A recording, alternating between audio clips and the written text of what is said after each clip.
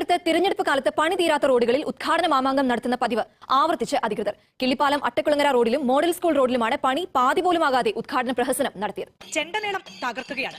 മാലപ്പടക്കത്തിനും തിരി കൊളുത്തി കഴിഞ്ഞു. പോലീസുകാരുടെ വക മിഠായി വിതരണം. സംഗതി മൊത്തത്തിൽ കളറാണല്ലോ എന്നോർത്ത് മുന്നോട്ട് നടന്നു. ഒരു 200 മീറ്റർ നീളത്തിൽ ടാർ ചെയ്തിട്ടുണ്ട്.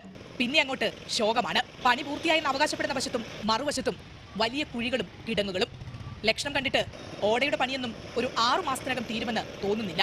എന്ത് പ്രഹസനമാണ് സജീന്ന് ആരും ചോദിച്ചു പോകും. ഇവരുടെ ഈ പ്രവൃത്തി കാണുമ്പോൾ പുച്ഛം തോന്നുന്നു. ഈ ഇലക്ഷൻ മുൻനിർത്തി 4 വോട്ടിന് വേണ്ടി പണി തീരാത്ത റോഡിന് ഉദ്ഘാടനം ചെയ്യാൻ ഇവരെ കൊണ്ട് എങ്ങനെ സാധിക്കുന്നു? ഇതെല്ലാം ജനങ്ങൾ കാണുമെന്ന ബോധം ഇവർക്കാർക്കുമില്ലേ? ഉണ്ടാവില്ല. ഉണ്ടെങ്കിൽ ഇതുപോലെ ജനങ്ങളുടെ മുന്നിൽ കോമാളിയായി നിൽക്കില്ലല്ലോ. ഇനിയെങ്കിലും ഇലക്ഷൻ ടൈം കിട്ടുന്ന 4 വോട്ടിന് വേണ്ടി ചെയ്യുന്ന ഇതുപോലത്തെ പരിപാടികൾ അവസാനിപ്പിച്ച് ജനങ്ങൾക്ക് വേണ്ടി പ്രവർത്തിക്ക്. അതല്ലാതെ ജനങ്ങളുടെ നികുതി പണം കൊണ്ട് ജനങ്ങളുടെ കണ്ണിൽ പൊടിയിടുകയല്ല ചെയ്യേണ്ടത്.